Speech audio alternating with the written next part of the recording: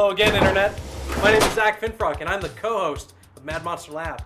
And on today's episode, we're going to show you guys how to do awesome cuts and lacerations. Like this! Ah! Oh God, it hurts! Ah! And scene. See, that's how you do it in a movie.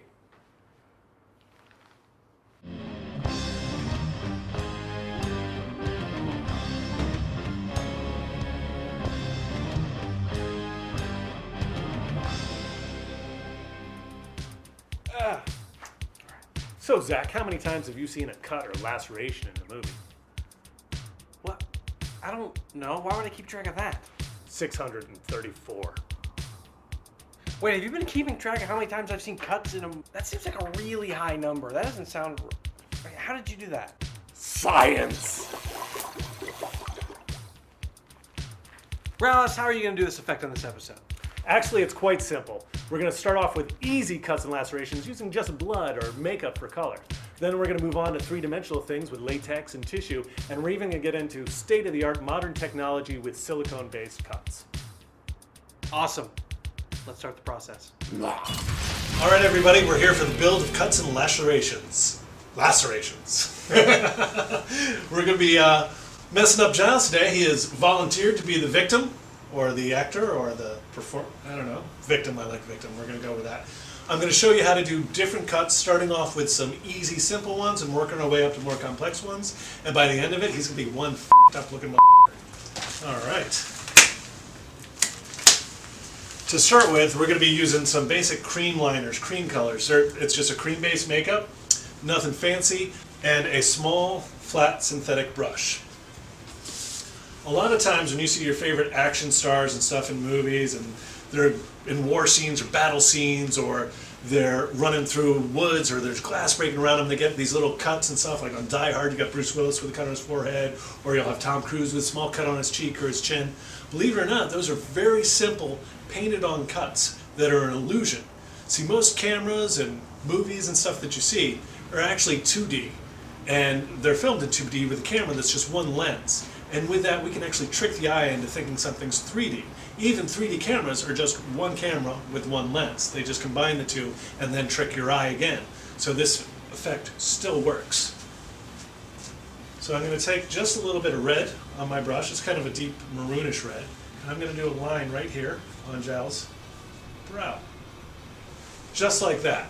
Now, in order to make this, sell it as a real cut, I have to make it look like it's got a little bit of swelling. So I'm actually taking the brush and I'm wiping off a lot of that makeup on this wax paper palette here. And you can get that at Friends, that's where I picked it up. And they have different sizes you can get. And then I'm going to go ahead just about a centimeter away from that cut. I'm going to take this makeup and just kind of smear it around. I'm going to do that on both sides. And up around. Just a little bit of makeup there. And I'm blending it out. And you can see already that the illusion that works really well with red makeup, and red in particular because it is in our skin, is that the skin here, right there, looks lighter than the skin here. But you and I both know that that's not the case. I didn't put any makeup over here to make it darker. It's exactly the same. But the illusion is with that dark line of red and then this lighter blended line of red, it creates the illusion that this skin is lighter than this skin, making it look swollen and inflamed. It's just an optical illusion. It works really well. So 9 out of 10 times, whenever you see that action star leading man in a fight, or he's running through the woods, or there's broken glass around him, or he gets out of a car accident, he has a little cut like this, it's just painted on, just like that. Now, to set the makeup, because it is a cream-based and oil-based makeup, we don't want it to move around a lot. We're going to use a little powder. This is a disposable powder puff. You can use it on the same actor over and over again. You just put it in a little Ziploc baggie, put their name on it. You can use it all day. I'm going to put a little powder on my hand. It's a no-color powder or translucent powder. And we just rub it in.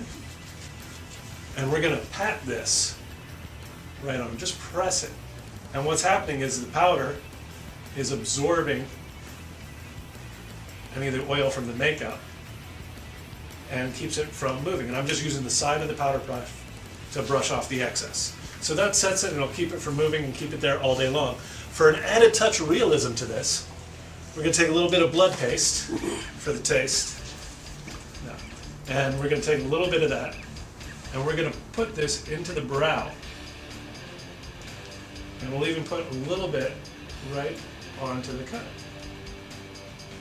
And it gives it a little bit of gloss and a little bit of blood. The camera can pick it up if Giles turns his head a little bit. Sometimes a little bit of light will just catch it and you get a little glint off of it. And give us your best leading man kind of squinty-eyed look. There you go. Okay, as you can see, a simple painted on cut with a little blood paste is very effective and will do the trick. In fact, a lot of people would try and take the time and effort and money to build up a three-dimensional cut, when a simple 2D cut is going to achieve the job faster and for less money and have a great effect. In fact, in most of your action hero movies, this is what it is 9 out of 10 times, believe it or not.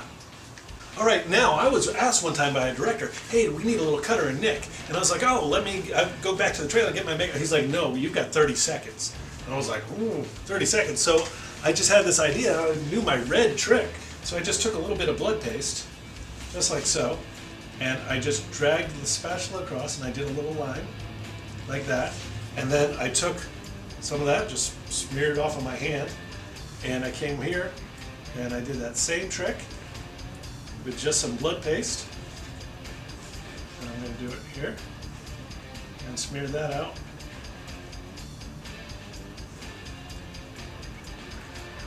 And I was able to get almost the same kind of look with just a little blood paste. If I wanted to, I could take a little bit of water and blend it out even more. And we got a little nick on the chin. Real simple, just like that. If you would turn your head, Giles, you see you get a similar effect with just blood paste. So in a pinch, if you're in a real hurry, you can take this blood paste, you can create cuts and wounds and stuff like that, even a bullet hole. Just put some blood paste on, a little red around it, and go with it. Okay? So the next thing we're going to do is a little more complicated version of the same thing. We're going to do a little more intense cut. I'm going to use some rubber mask grease paint. Rubber mask grease paint was that Krylon palette which had all the colors on it that I was showing you guys. I just scooped it out and put it in a smaller palette because, hey, it fits in my makeup kit and it makes me cooler than you. Alright, so this is a similar color to that. I like the color. It's kind of a deep red color, kind of maroonish. And I'm just going to paint a line on here. I'm going to make it a little wavy. And this is all about highlight and shadow to create a wound. And we're going to push the limits of what you really can get away with a painted on cut or wound.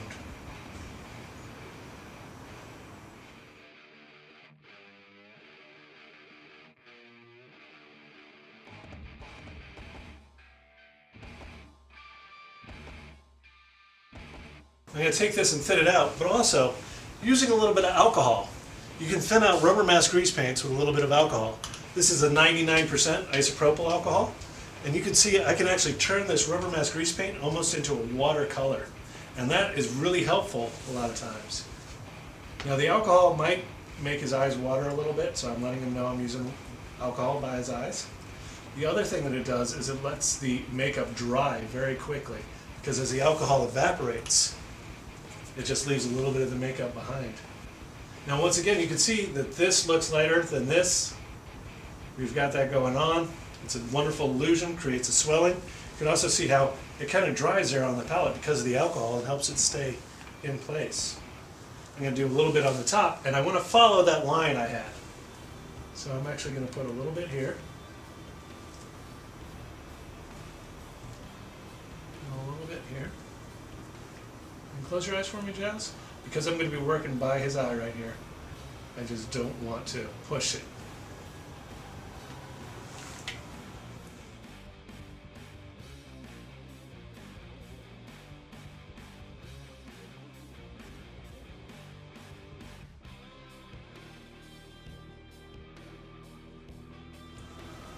So you can see how we've got swelling on the edge of that cut. Now I want to deepen that cut.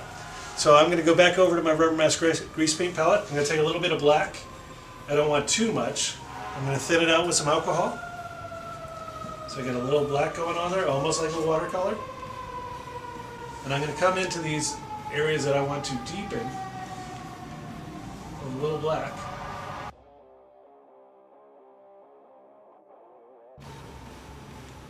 Now notice the light's coming from above, so I'm putting the shadow right underneath that and letting it fade out towards the bottom.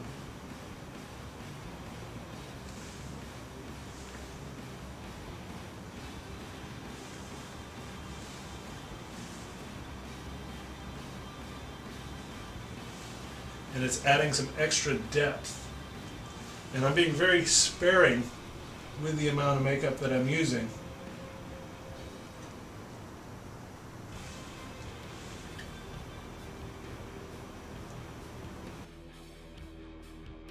Cool. And you can take a look at that right now and just see how that extra black added that greater depth in there. The last thing that I'm going to do before any blood is once again powder it. Remember, I put the powder here on my hand. Rub it into the puff. Now, I don't want to smear this around. Close your eyes for a chance. And I'm just going to press the powder into the color. And then lightly dust off the excess. That sets the makeup. The last thing that I want to do is I want to add a little bit of blood on here.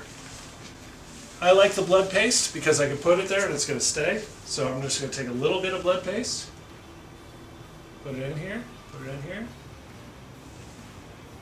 and there. And you can add a little bit of trickling blood, or you can use a Q-tip and some water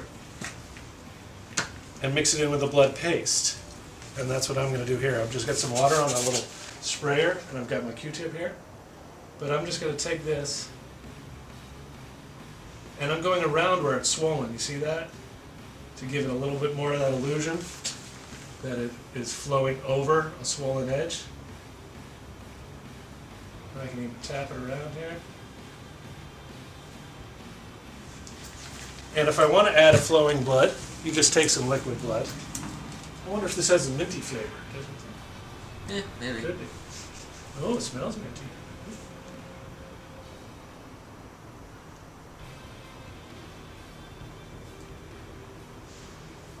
And there we have it. It's just painted on.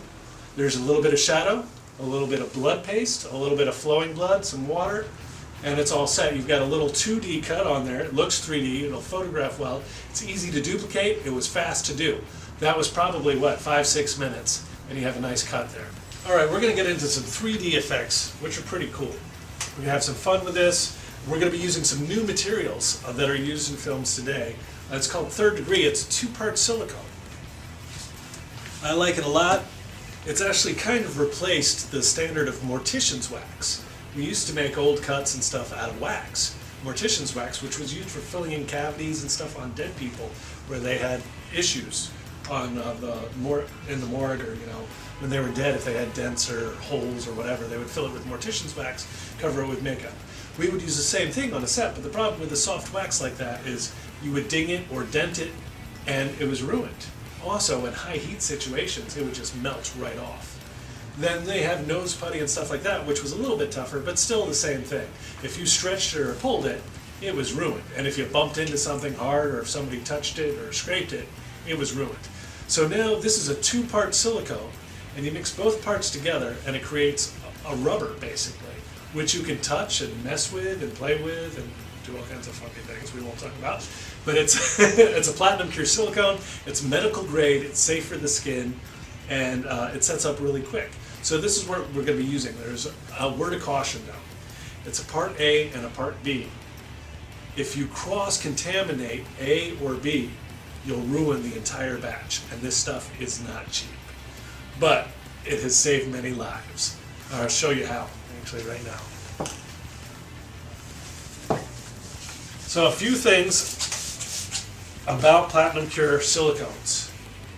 You can't use latex with them. So no latex sponges, no latex gloves. Although I've got latex gloves that are fingerless, I can get away with this shit. Because I'm cool like that. The other thing is you want to make sure that you thoroughly clean off any materials you're using to mix them. Okay, so you don't want to cross-contaminate these two things. So I like to use separate mixing sticks when I'm working with them. That way I can mix them together. and I do it on a wax paper palette. I'll show you how I do it. You don't need much of this stuff. A lot of people will tend to take out too much, more than they need. What I do is I take out, this is part B, it's the colored part, and I'll just put that right on there. I can flip around and use the other end, but I won't even chance that. I cap this up immediately. This way nothing can happen to it. I'm going to take the part A, scoop that out. This is a new tongue depressor. Take the part A out. It's equal parts A and B, so I just kind of judge that by eye. That's cool. And I close that up and put it away.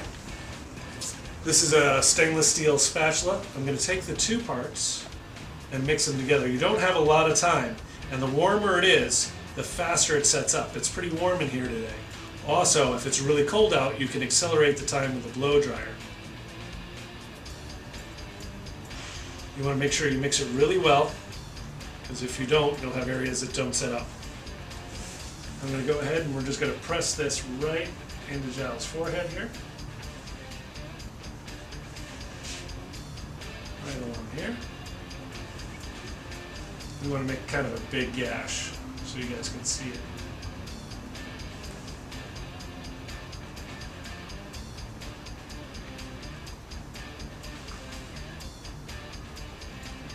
Now, his body heat is also going to help set this material up.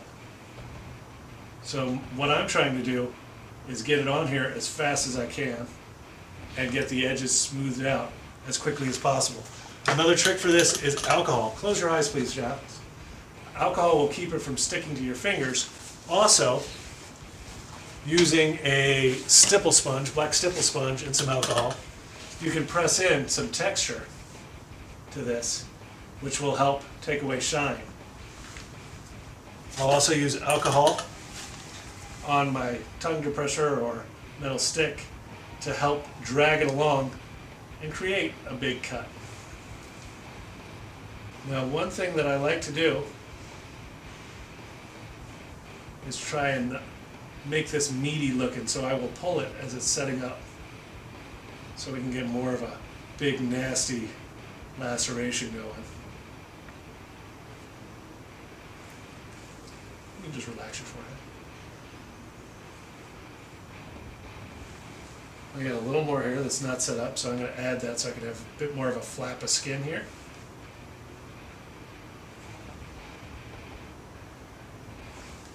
So now that I got that cut exactly where I want it, let me get that hair out of there so Giles can keep it. I'm going to take this stipple sponge, close your eyes please, some alcohol, and I will go ahead and press it around the cut.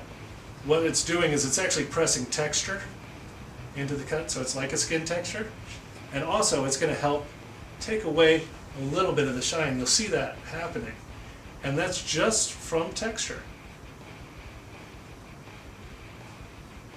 Now it's starting to set up, which is good. Like I said, I've worked in cold weather, and I've had to be doing this in front of a space heater because it was taking so long to set up on the poor actor's face. And it's actually a chemical reaction that's making it happen. It doesn't really dry. So a blow dryer, it's not the air blowing on it that helps, but actually the heat from the blow dryer. So warming it up. In other situations, if it's too hot, bringing the actor into a controlled temperature environment, air conditioning, if you don't have an air conditioner room, go ahead and bring them into an air-conditioned car or a van if you have one of those on set that you can do this work on. Also, if you really had to, you could refrigerate your components for, like an hour or so before you had to use them if it's really, really hot. And you can see how that shine is coming down just from me pressing this texture in. And we get a little cut on there. Okay, as you can see, it's just a little bit lighter. The silicone's set up, and it's a hard rubber, and it will move. You can see that, and flex, and you can raise and lower your forehead, Giles. It's really good for the actors. They don't have to worry about it. It'll stay on. In fact, on the movie The Collector, I had a large laceration on the lead actor's forehead throughout most of the movie, just like this.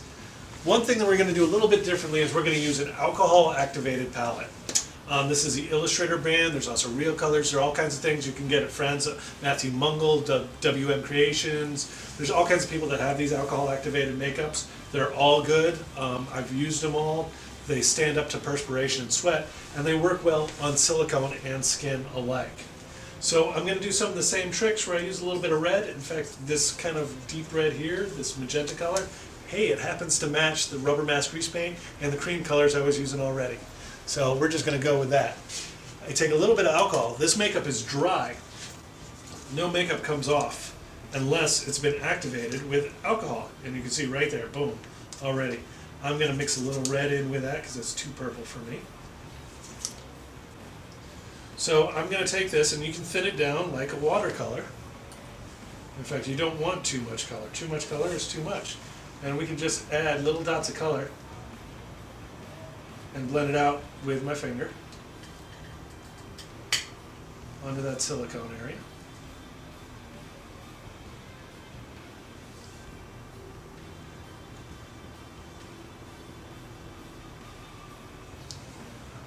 It's the same technique as we did before, only this time there is a 3D cut.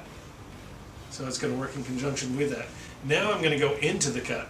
So I'm going to use a blood kind of color and some deeper reds. That's right in here. Sometimes with the alcohol you really have to work it in there to get the color going. And I'm actually going to come in here and I'm going to paint into that wound, red. One trick that I like to do that helps with the realism is I actually extend the color beyond the silicone wound that I put on there.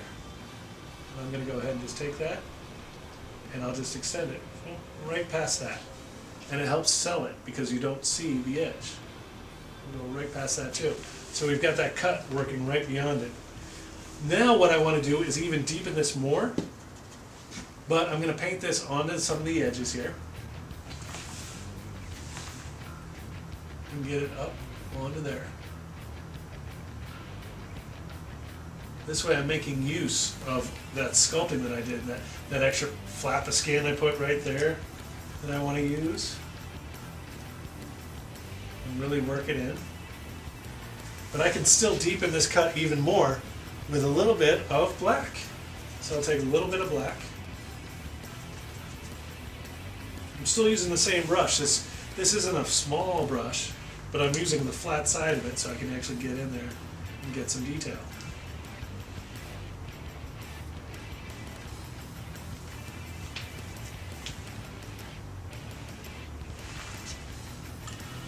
And right now I'm not too much black because I don't want to obscure all that wonderful gore I got going on in there.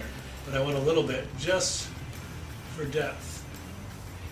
And I'm putting it in the deepest part of the cut, and you can see how that helps. Now one thing I'm going to do is I'm going to go back and I'm going to take a lighter red.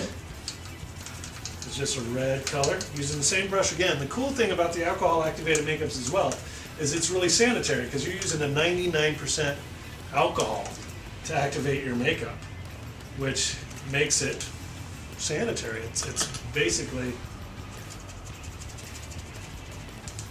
purifying. Well, not purifying. What would be the word for that? I'm trying to think. Sterilize. Exactly. Thank you, Giles. It's basically sterilizing the makeup and the brush at the same time. And see, right here, I want to make this a little meatier and a little bloodier. Now on this edge up here, it's still a little pale for me. I want to add a little bit of flesh tone. I'm going to go ahead and use this color alcohol activated palette just on here to throw a little bit of color on here, not too much. And I'm just going to do it in spots and dots because that silicone is translucent. Sometimes it's a little too translucent. And this will catch the edge.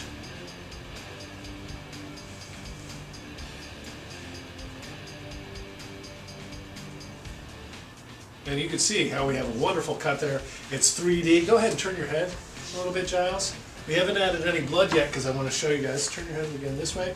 I want to show you something else. One of the nicest things about this is we can poke it. It can interact.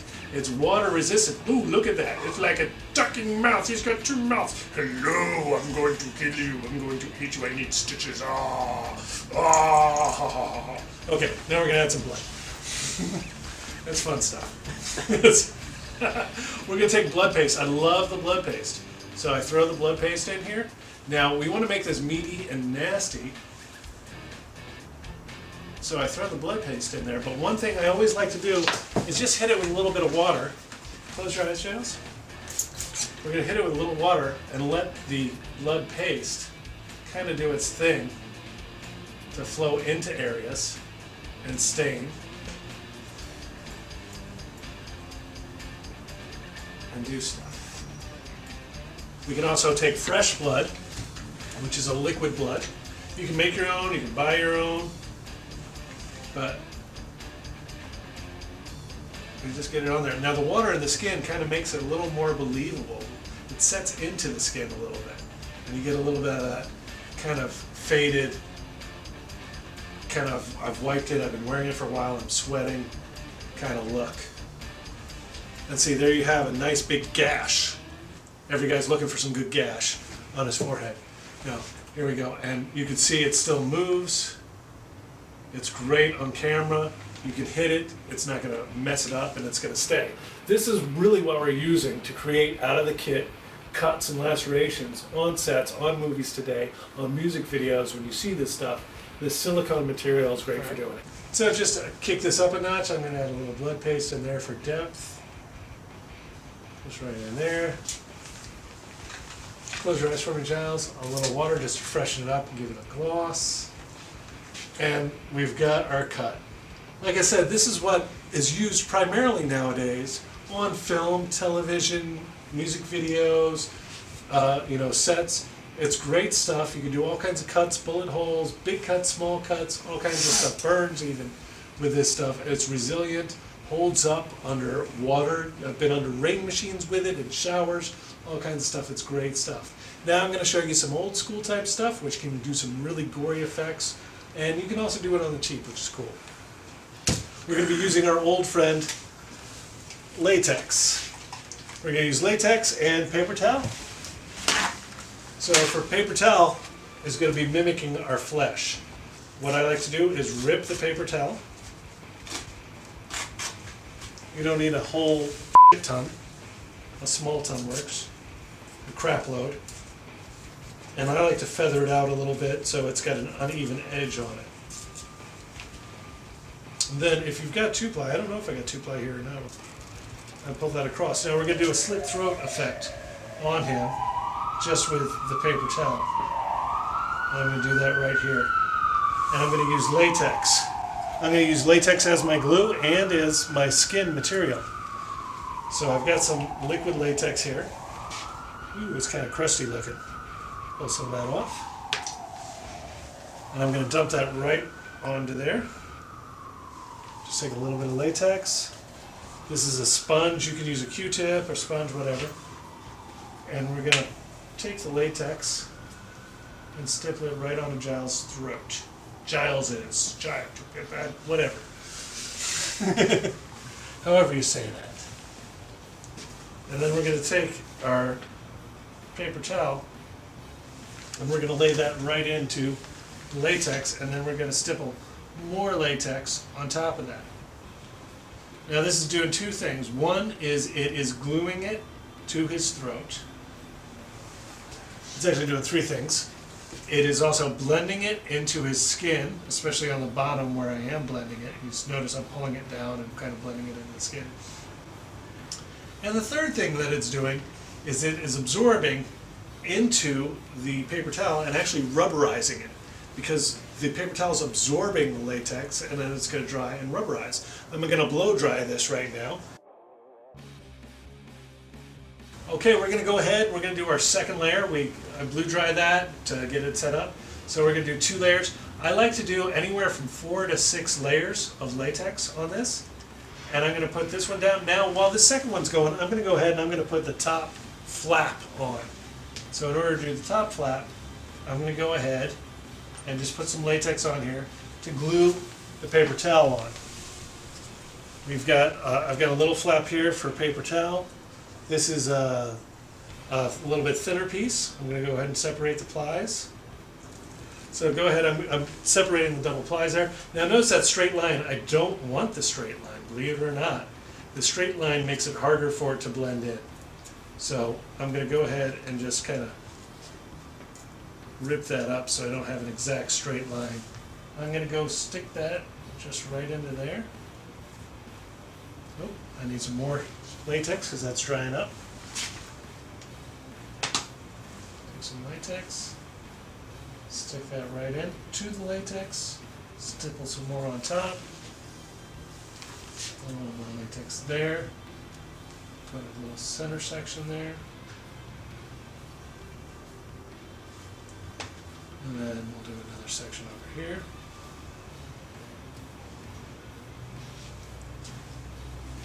And last but not least, over here.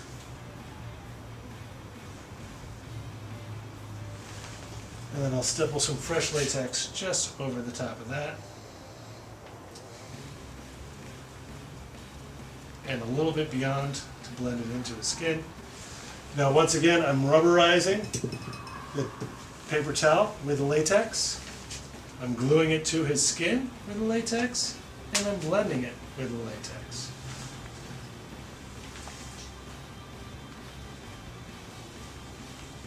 While I'm here, I'm just going to throw another layer. This is kind of layer number 3 down here. Just while I'm there. Got a little latex on that shirt. Hope you don't mind. Nope. Okay. No. Otherwise I was going to have to find you a new shirt. Alright, and I'm going to blow dry this. Before he moves around too much, we're going to go ahead and powder that. Because latex can also be used as a glue, and it will stick to itself. So I just have to find that damn powder puff. Where have I put it? Okay, I can't find the damn powder puff. So I'm going to use a sponge. You can do that too. And just put that into my palm. I'll use this makeup sponge here and powder the latex. What that will do is that'll keep the latex from sticking to itself so he can move around freely. And also it's going to allow me to apply makeup to that easier. And I'm actually rubbing it in fairly vigorously. And I'll touch that and make sure that we've got powder all over. So you can move your head around, Giles. Cool. Notice latex is stretchy, so it will flex with the skin, which is cool. Now I'm going to use a little bit of makeup on here. I'm going to use, this is red rubber sponge. Clown noses and stuff are made out of it. I like it for rubber mask grease paint because it doesn't absorb as much of the castor oil out of the makeup as, say, a regular makeup sponge would. And I'll just tear a piece off like that so I can apply my color on here. And I'm going to use rubber mask grease paint, which is specifically designed for going on top of latex rubber. So I'm going to find a base color that's kind of close to Giles. And I'm looking, and this one here seems kind of close to Giles. I'm going to scoop that out with my palette knife. One of the things I love about the wax paper palettes, and that's why I use them, is you can just toss that and start over right anew. Now this sucker's covered in paste blood, so we don't want to waste that. We'll put more paste blood up here. How about that, Giles? I like more. You are bloody, more bloody. Oh, we'll give you a herpy. Just one herpy right there. And we'll put a little, yeah, right there. Okay. Yes. Who have you been making out with, huh? All right. Who cares? You. No. Oh. It was. Shh. So I'm going to clean off this palette knife here so I can scoop out some of my color from the rubber mask grease paint. Okay. So I'm going to take this color. It doesn't take a lot of color. Just a little dab like that is all we're going to need. One thing, sometimes you'll hear about people warming up makeup. Warming up literally means stirring it. Rubber mask grease paint has castor oil in it, which makes it go onto latex well and not change color. If you use a regular cream-based makeup that has isopropyl myricate in it, what happens is the latex absorbs all that oil, that isopropyl myricate, and the color will shift and change. And you won't get the same color on the skin that you do on the latex. Because of the castor oil that is in rubber mask grease paint, you'll get the same color on the skin, notice, as you get on latex. Very important. And I will stipple this on because we want a blend of color. And I'm actually going to use a little bit more. You can even thin this out with a little bit of castor oil if you want to. One thing that you can do if you don't have rubber mask grease paint, you can take castor oil from the drugstore and paint it onto the latex that's already there. Let it sit for about a minute and then blot it off with a paper towel. You can even add a little bit of castor oil into your cream-based makeup, and that will help things.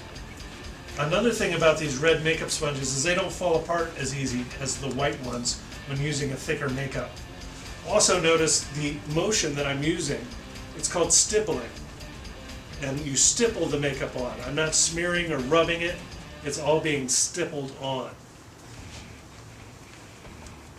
And you can see how already just this one base color is going on and coloring this latex and Giles' neck. Now, as I'm looking at the neck, I'm also checking the color because one color never quite does it. It's just too flat. You have to have multiple colors on there. So I like to add different colors, and I see yellows and greens and blue in Giles' skin tone that aren't being represented here on the makeup. So I'm actually going to go in and wipe off my palette knife. And I'm going to steal a little bit of yellow rubber mask grease paint right there. I'm going to take my sponge and a little bit of that flesh tone and a little bit of that yellow. And I'm going to go in here and just dots here and there, not everywhere, just here and there. And that's going to help break up that color a little bit and get a little closer to Giles' flesh tone in his face there. A little more yellow.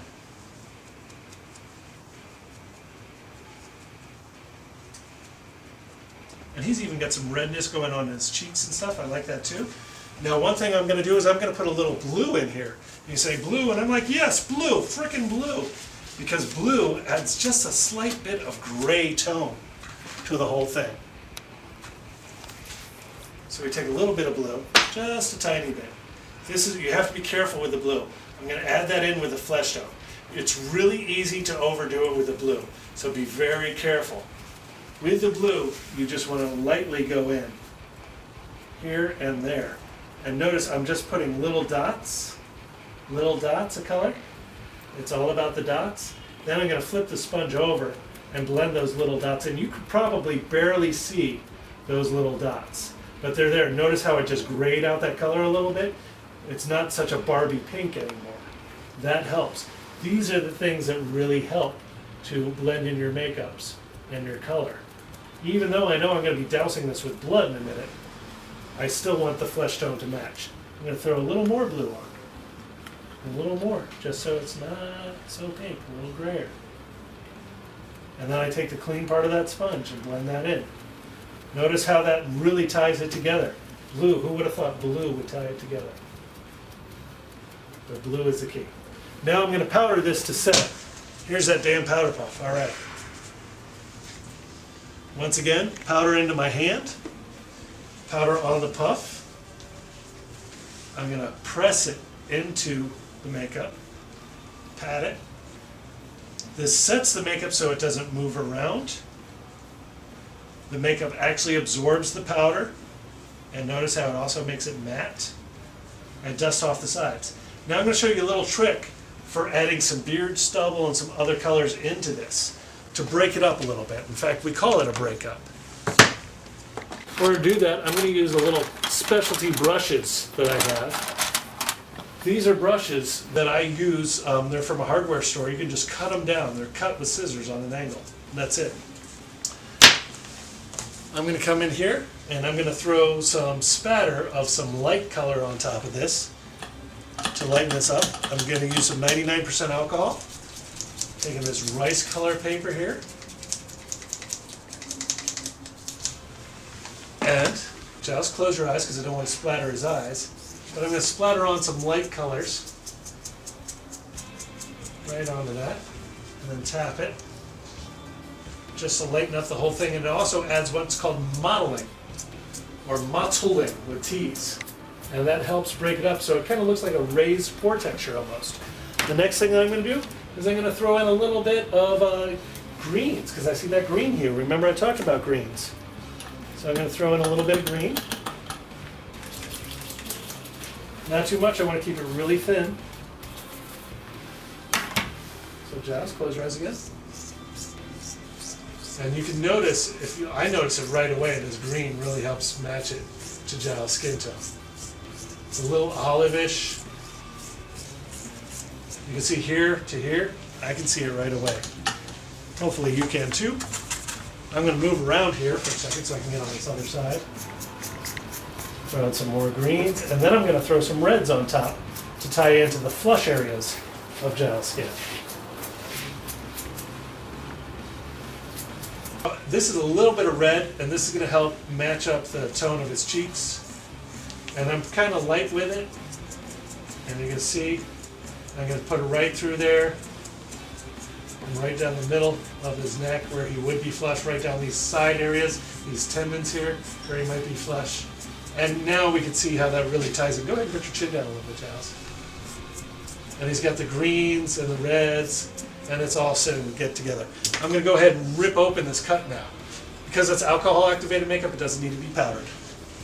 All right. Now, go ahead and lift your neck up. I'm going to come in here, and I'm going to pull. Now this latex is kind of stuck to Giles' neck a little bit, but that's okay. Come in here, I'm going to pull it away, and rip into this.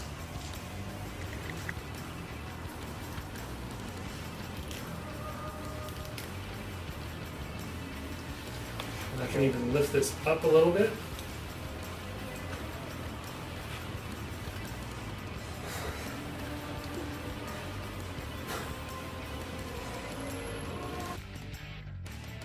And I'm like losing it. This looks so real. Go ahead and mark it real quick, Ron. Okay, this is Cuts and Lacerations take 13.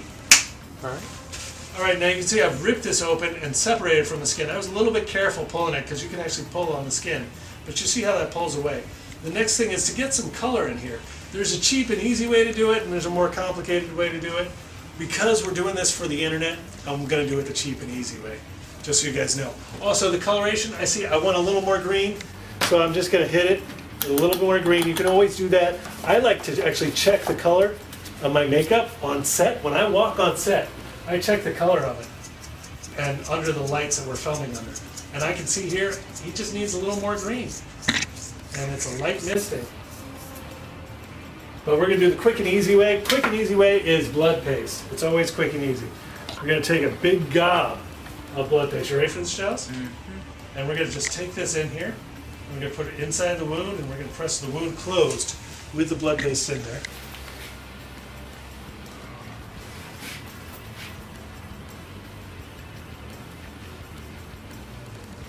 Sorry, I know that feels funky. It feels funky on his Adam's apple.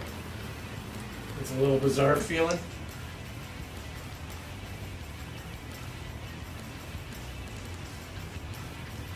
I'm going to just put a little bit on the edges, and then I'm going to go in here and I'm going to pull it onto the edges.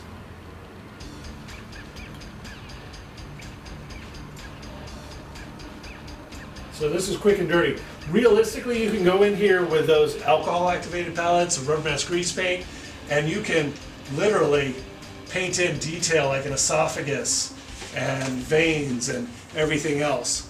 But for the purpose of this, because we are on for the internet, remember my little trick, I like to pull it a little bit beyond where we were. And now, I love the trick of the water. Just to kind of spritz it on here, get it wet and juicy. Rub my fingers in there, get it all on the edges, and get a slit going there. Oh yeah. And we can even pull this down a little bit.